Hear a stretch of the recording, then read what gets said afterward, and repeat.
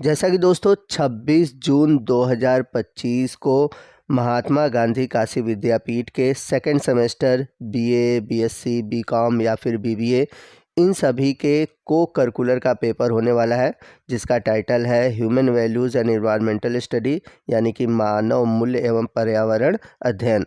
तो इस पेपर से रिलेटेड आज के इस वीडियो में मैं टॉप 100 मोस्ट इम्पॉर्टेंट एमसीक्यू लेकर आया हूँ।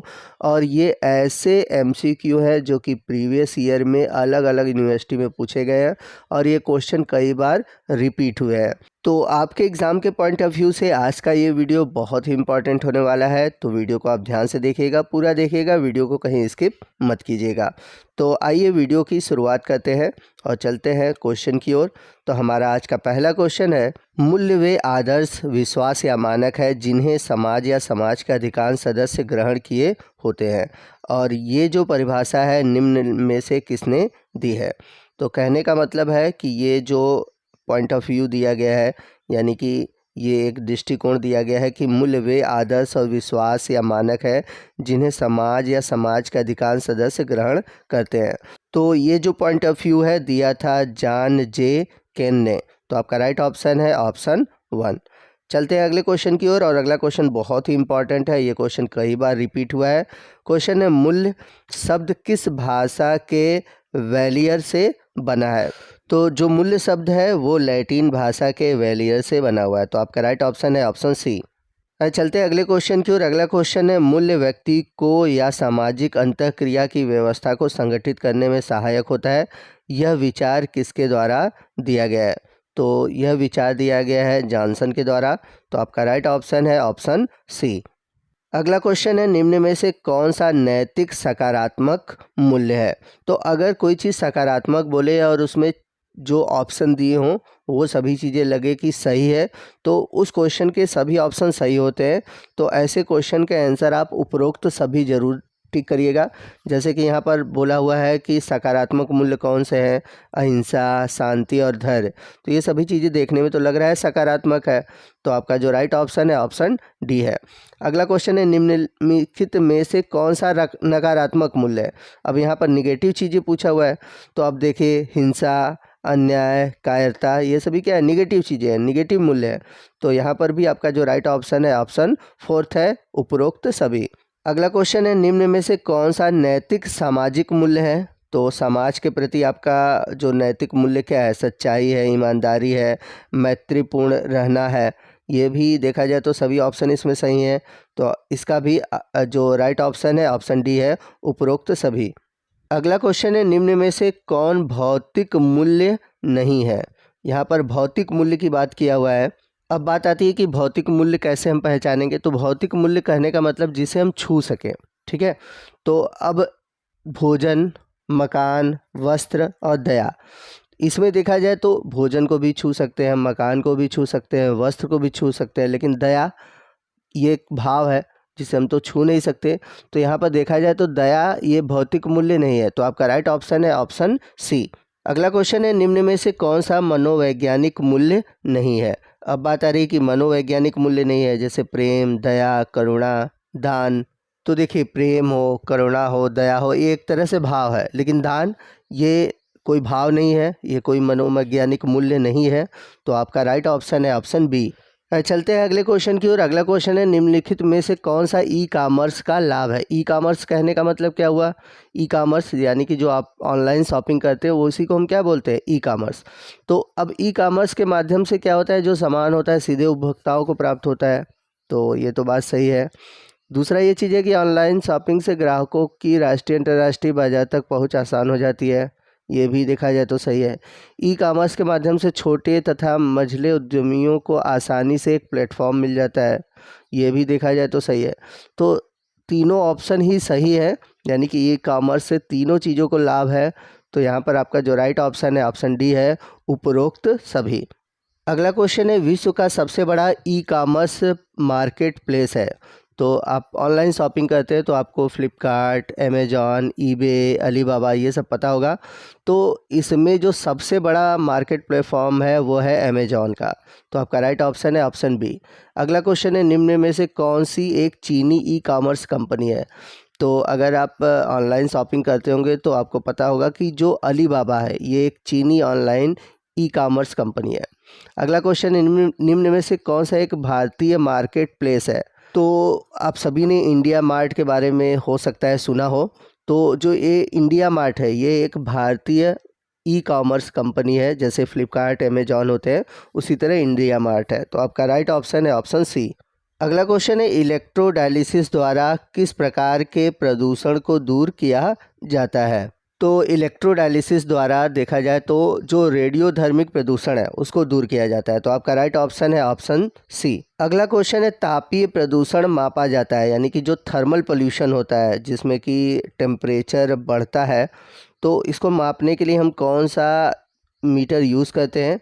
तो इसके लिए यूज़ करते हैं लक्स मीटर। तो आपका राइट ऑप्शन है ऑप्शन बी। अगला क्वेश्चन है जो कि बहुत ही इंपॉर्टेंट है, क्वेश्चन है मिनीमाटा रोग होता है। तो मिनीमाटा रोग जो होता है ये मिथाइल मरकरी के कारण होता है। तो जब औद्योगिक कचरे पानी में बहा दिए जाते हैं और वो मछलियों तक पहुंचते हैं और वे मछलियां हम खाते हैं, और जो मछलियां होती है वो मिथाइल मरकरी द्वारा कंटामिनेटेड होती हैं, यानी कि प्रदूषित होती हैं, और इसको खाने से एक तंत्रिका तंत्र का रोग होता है जिसे हम बोलते हैं मिनीमाटा रोग। तो ये क्वेश्चन ऐसे भी पूछा जा सकता है कि मिनीमाटा रोग किस एलिमेंट के कारण यानी कि किस यौगिक के कारण होता है? तो आप याद रखिएगा मिथाइल मरकरी। चलते हैं अगले क्वेश्चन की ओर। अगला क्वेश्चन इसी रोग से जुड़ा हुआ है। क्वेश्चन पूछा हुआ है मिनीमाटा रोग हुआ था। तो जो ये मिनीमाटा रोग हुआ था सबसे पहले जापान में रिपोर्ट किया गया था। तो आपका राइट ऑप्शन है ऑप्शन बी। आइए चलते हैं अगले क्वेश्चन की ओर। अगला क्वेश्चन है उष्ण मरुस्थलीय पारिस्थितिकी तंत्र का उदाहरण है। तो जो उष्ण मरुस्थलीय पारिस्थितिकी तंत्र का उदाहरण है इन ऑप्शन में वो है थार। तो आपका राइट ऑप्शन है ऑप्शन सी। अगला क्वेश्चन है भारत में वन्य जीव संरक्षण अधिनियम कब लागू किया गया था? तो बहुत सिंपल सा क्वेश्चन है और ये क्वेश्चन कई बार पूछा जाता है। तो इस क्वेश्चन का आंसर आप हमें कमेंट करके बताएंगे। अगर आपको आंसर नहीं पता होगा तो भी कमेंट करिएगा, मैं आपको इसका आंसर कमेंट बॉक्स में बता दूंगा। अगला क्वेश्चन है चेरनोबिल आपदा कहाँ घटित हुई थी? तो चेरनोबिल जो आपदा है ये कहाँ घटित हुई थी? अमेरिका में, चीन में, भारत में या फिर रूस में? तो ये घटित हुआ था रूस में। तो आपका राइट ऑप्शन है ऑप्शन बी। अगला क्वेश्चन है चिपको आंदोलन संबंधित है। तो इसके बारे में आप सभी ने ज़रूर पढ़ा होगा। चिपको आंदोलन में क्या हुआ था कि पेड़ की कटाई को रोकने के लिए वहाँ की औरतें पेड़ों से चिपक गई थी। तो ये संबंधित है पेड़ों की कटाई से। यहाँ पर मैं आपसे कुछ क्वेश्चन पूछना चाहूँगा कि चिपको आंदोलन कहाँ पर सब प्रारंभ हुआ था, मतलब ये कहाँ पर घटना घटित हुई थी चिपको आंदोलन की? अगर आपको इसका आंसर पता होगा तो प्लीज़ कमेंट करिएगा। अगला क्वेश्चन है 1952 का लंदन स्मोक कैसी घटना है? अब स्मोक क्या होता है पहले ये जान लीजिए। तो स्मोक प्लस फॉग को हम बोलते हैं स्मोक, ठीक है, यानी कि धुआं और कोहरा, इसका जो कॉम्बिनेशन होता है ये कहलाता है स्मोक, और ये वायु प्रदूषण के कारण होता है। तो आपका राइट ऑप्शन जो है वो है ऑप्शन डी, वायु प्रदूषण। चलते हैं अगले क्वेश्चन की ओर। अगला क्वेश्चन भी बहुत इंपॉर्टेंट है। क्वेश्चन है वैश्विक तपन, जिसको हम बोलते हैं ग्लोबल वार्मिंग, उत्पन्न होता है। तो आप सभी जानते हैं कि जो ग्लोबल वार्मिंग होता है ये होता है ग्रीन हाउस गैसों के कारण, या फिर कह सकते हैं ग्रीन हाउस इफेक्ट के कारण। और ग्रीन हाउस इफेक्ट किसकी वजह से होता है? वो होता है मीथेन, कार्बन डाइऑक्साइड और जलवाष्प के कारण।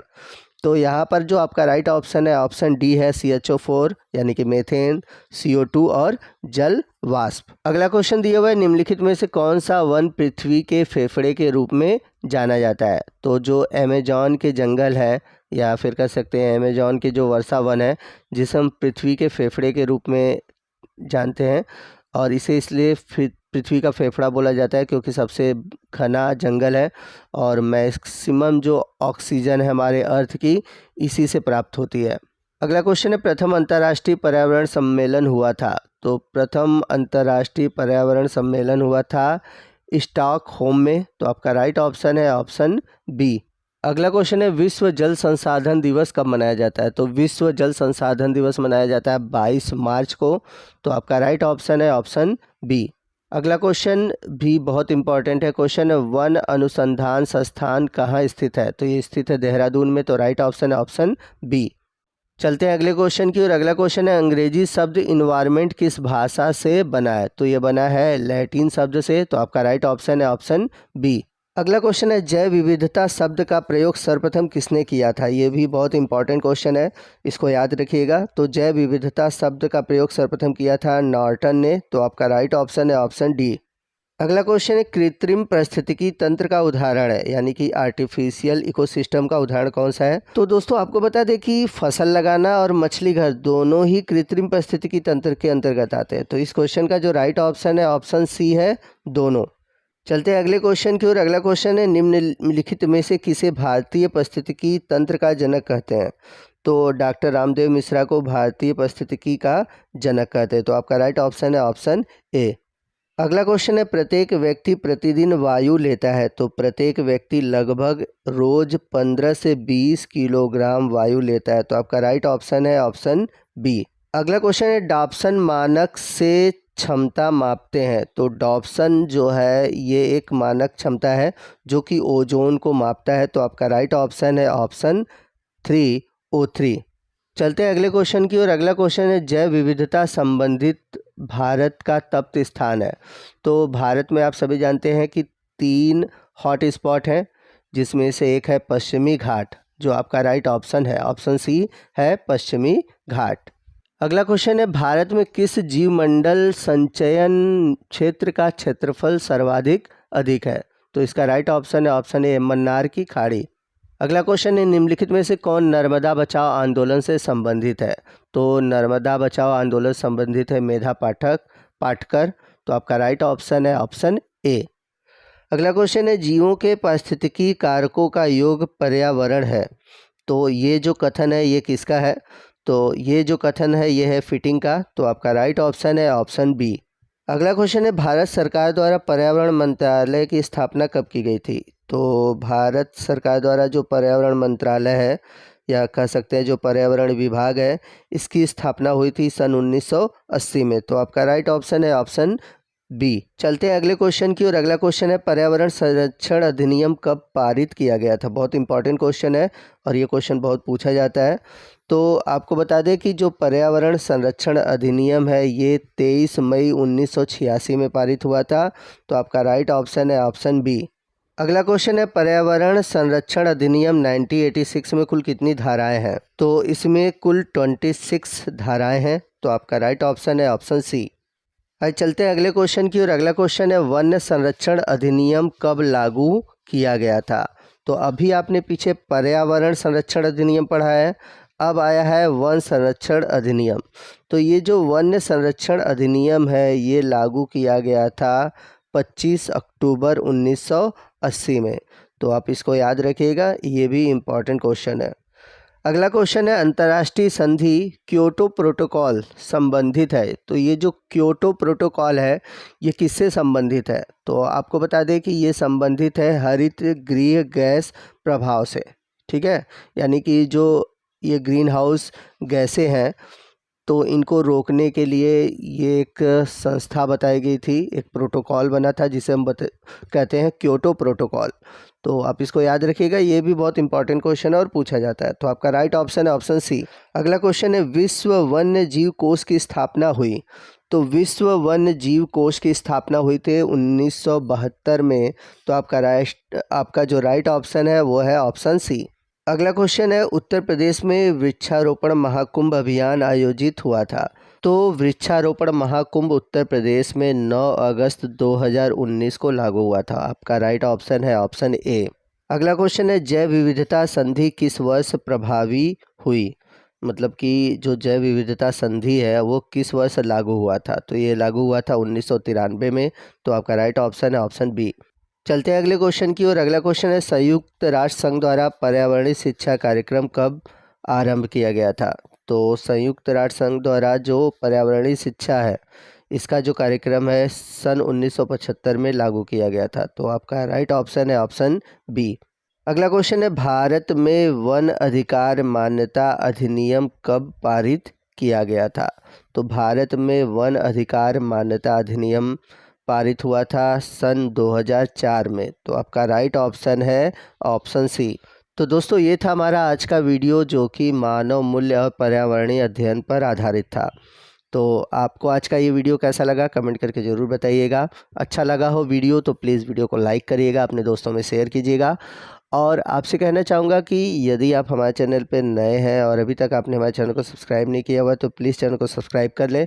और यदि आप चाहते हैं कि मैं इस तरह के वीडियो और भी इस टॉपिक से रिलेटेड अपलोड करूं तो प्लीज़ कमेंट करिएगा। आपके जितने ज़्यादा से ज़्यादा कमेंट होंगे हमें उतनी मोटिवेशन मिलती है कि मैं इस तरह के वीडियो आपके लिए अपलोड करूं। तो मिलते हैं अगले वीडियो में इसी तरह के टॉपिक के साथ। तब तक के लिए जय हिंद, जय भारत।